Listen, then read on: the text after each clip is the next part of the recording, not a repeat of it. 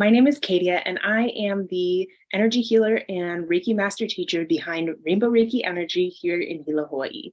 And today we're having a Reiki talk about what is Reiki. Reiki is a Japanese technique for stress reduction and relaxation that also promotes healing. It was discovered by Mikao Usui in March 1922. To be fair, though, the idea of healing with touch is an ancient method. And this discovery by Mikao Usui was related to his specific methodology of giving Reiki and the moment that he was connected to Reiki. And then he shared his methodology from there. And the kind of Reiki that we're learning today comes from him and his ideas after he was connected to Reiki in 1922. So Reiki is a very simple yet powerful technique that can easily be learned by anyone, even you if you're doubtful. What is Reiki? Reiki is made of two kanji, or these two Japanese symbols. Rei, or spiritual wisdom, is the top symbol, and ki, or life energy, is the bottom.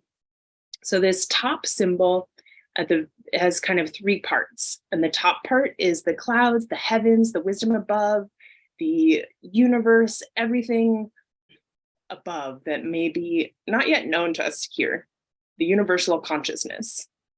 And then this middle part has three sections. It's the body, mind, and spirit of a healer.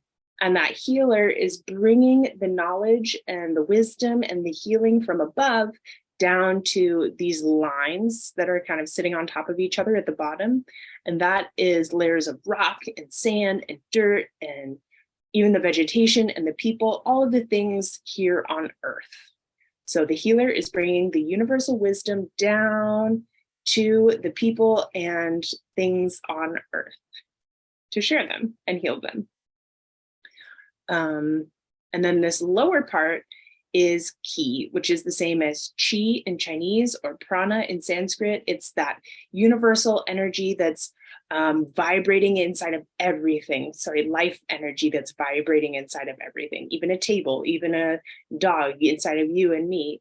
It doesn't have to be living. Everything is made of energy. And this picture is showing a pot of rice because of the spiritual healing properties of rice, according to Reiki. Reiki attunements. The ability to channel Reiki energy is transferred to the student by the Reiki master during an attunement process. During the attunement, Rei makes adjustments in the chakras and energy pathways and in the deeper parts of one's consciousness to accommodate the ability to channel Reiki energy. It also links the student to the Reiki source. Once you've had a Reiki attunement, you will have Reiki for the rest of your life. A new attunement is given at each level of Reiki training to activate new aspects of the Reiki energy.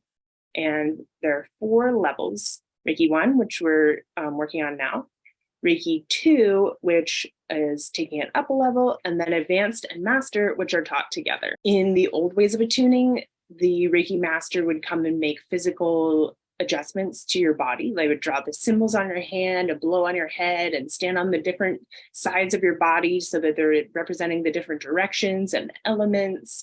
But in that way, the energy had to come through the master before it can go to the student. And so in this new school of Reiki attunements that I teach from, the Usui Holy Fire 3 Reiki, as the master, I just hold space for Reiki to come straight to you. And so you're connected directly and possibly more powerfully to Reiki. How is Reiki shared? Reiki can be given with a light touch, by hovering the hands just off the body, through beaming, or across time and space with distance Reiki. This image is showing beaming. Reiki can never cause harm. Reiki is guided by spiritual consciousness, and it knows what a person needs, whether it's mental, physical, spiritual, or emotional healing. It's always helpful, and it's always safe.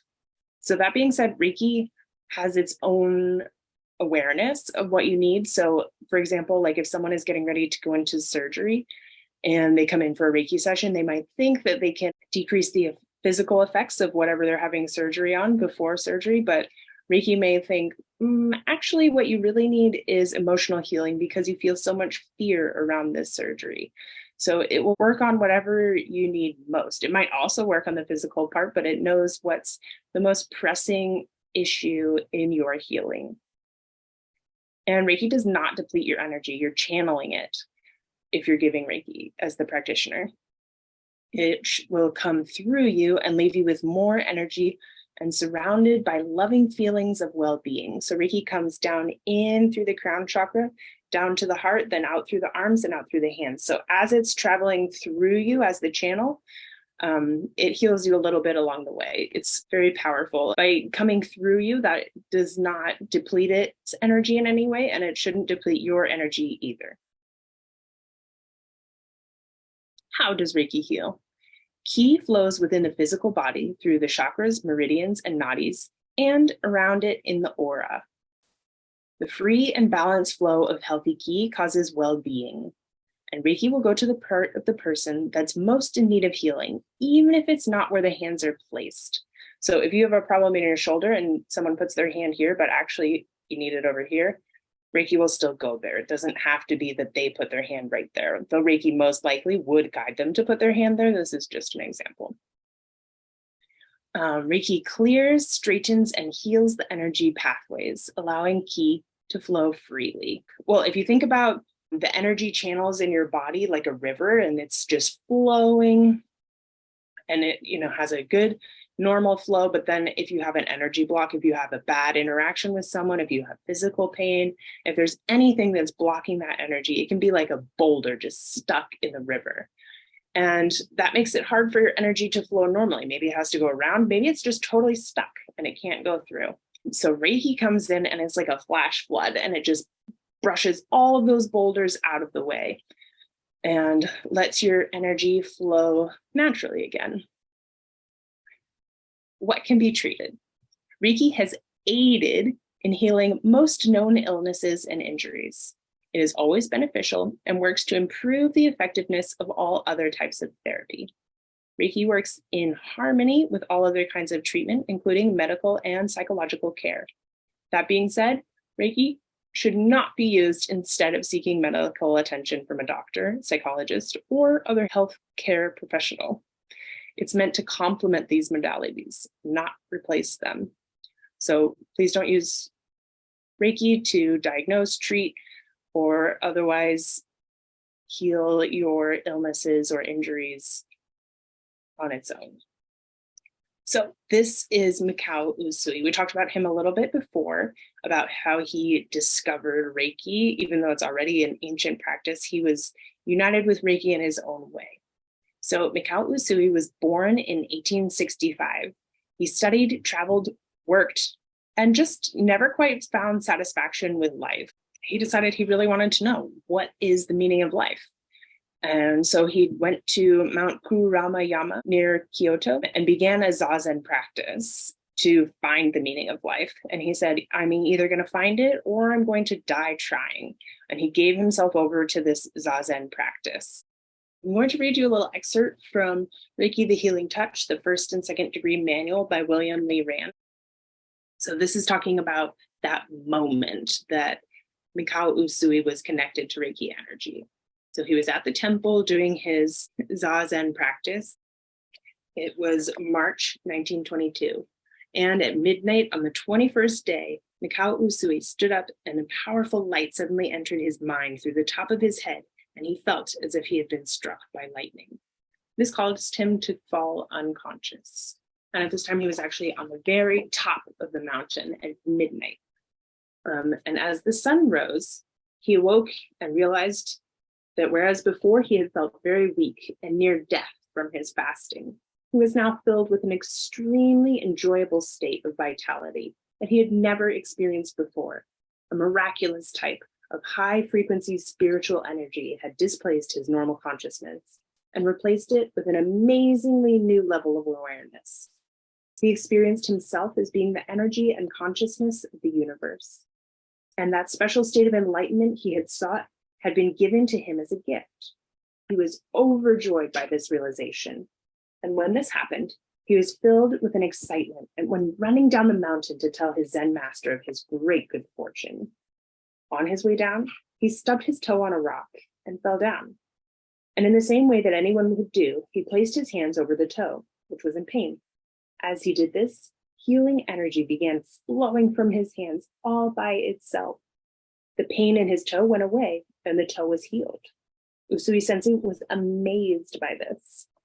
He realized that in addition to the illuminating experience that he had undergone, he had also received the gift of healing. He also understood that this was his purpose, to be a healer and to train others. And after that, he left the temple and started a Reiki practice in Tokyo. And he was treating people who needed healing, as well as training others to be able to give Reiki. The original attunement was he would hold their hand until the ability to channel Reiki was passed from him to the new practitioners. But then in 1923, there was the Great Kanto earthquake, and thousands of people were hurt. And Usui basically decided, we need to be able to get healing out to these people way faster. So he created a new method of attunement so that more people could learn to channel Reiki and they could take it out and heal those who had been injured and harmed in the earthquake. And he also created several techniques for giving Reiki, like the Gasho technique for calling in Reiki and as a meditation, Reiji Ho for asking Reiki to guide you, Fyosin scanning for seeing intuitively where someone needs Reiki, Gyoshiho giving Reiki with the eyes, and Kaku Chiryo, which means distance Reiki. Those are known as the Japanese Reiki techniques. And he also created these symbols and the idea of multiple attunements. He set up several clinics and also trained 20 masters. And he also created the Usui Reiki Ryoho Gakkai, which is the Usui Reiki Healing Method Society. And it's a secret society, and they still meet today and talk about Reiki and practice Reiki and see what's working and practice on each other. And from what I've heard, they've also have attunements every time they meet. And after Mikao Usui's death, a memorial stone was created for him in 1927 in Tokyo. One of the masters that he trained was Chujiro Hayashi. And Chujiro was part of the Usui Reiki Ryoho Gakkai. And he also created a healing guide because he took really copious notes about all of the positions that were used on the patients that came to see him, what ailments they had. And so he kind of collated all of that information to create a healing guide to say which hand positions work best for different ailments. And this guide is intended for use only if the intuitive method of looking for where to give Reiki is not successful. And he also traveled and did 5-day Reiki trainings of Reiki 1 and Reiki 2 together. So teaching Reiki 1 and Reiki 2 is sometimes called the Hayashi method. And this is Hawayo Takata. She was the first Reiki master outside of Japan. She was born in Hawaii and she worked hard here. And she worked on the sugar plantations. Her husband died, so she was a single mom with 2 kids. And then when her sister died, it was customary for her to return to Japan to let the family know. And when she went to Japan, she found out that she actually had a lot of illnesses. She had a tumor, gallstones, appendicitis, and asthma. And when she went to the doctor there, they suggested surgery, but they also let her know about Reiki. And she started doing Reiki twice a day with 2 practitioners for each session every day. And in a matter of a few months, 4 months, she was completely healed. And more or less, she was so inspired by her own healing through Reiki that she decided she wanted to learn to give Reiki as well. And so she started studying with Chujiro Hayashi. But after a bit, she had to come back to Hawaii. And he also came back to Hawaii and gave her her certificate as a Reiki master. And then when she was here teaching Reiki, she taught 22 masters. And this building down here is actually local in our town in Hilo. And it was her Reiki treatment center when she was alive and working here. And the building still exists today. Hawayo Takata is also known for creating the standard hand positions. She said, these Westerners will never be able to do the intuitive techniques. Let's create a simple order of Reiki treatments, hand positions that they can follow like a recipe. And that's what she did. And she shared them with everyone she taught here. So Holy Fire 3 Reiki is a clear and powerful energy. Holy Fire refines the healing energy and contains a higher level of consciousness. It can flow through your body and aura. It can burn byoki, which is unhealthy ki, and release malefic spirits or other entities which are not compatible with your path of development, and it can purify. It can help parts of the physical body that have been weakened or damaged or otherwise need to be restored. It can restore emotions, the mind, the spirit, and work on the core of your being. It empowers you and imbues your being with unusual vitality and confidence and feelings of safety and peace. And it promotes a feeling of being loved. This is a chart that shows the lineage from Mikao Usui through Chijiro Hayashi and Hawayo Takada. And then she taught several masters who eventually led to William Lee Rand, who's the author of the manual that I use and teach from. And then he taught my Reiki master, Erica Marie McLean, who taught me, obviously. And now I'm teaching you about Reiki. So this is how you can trace your lineage back to Mikao Usui. And that's it for our Reiki talk for now. I hope you enjoyed learning a little bit about how Reiki works and where this school of Reiki that you're learning about comes from.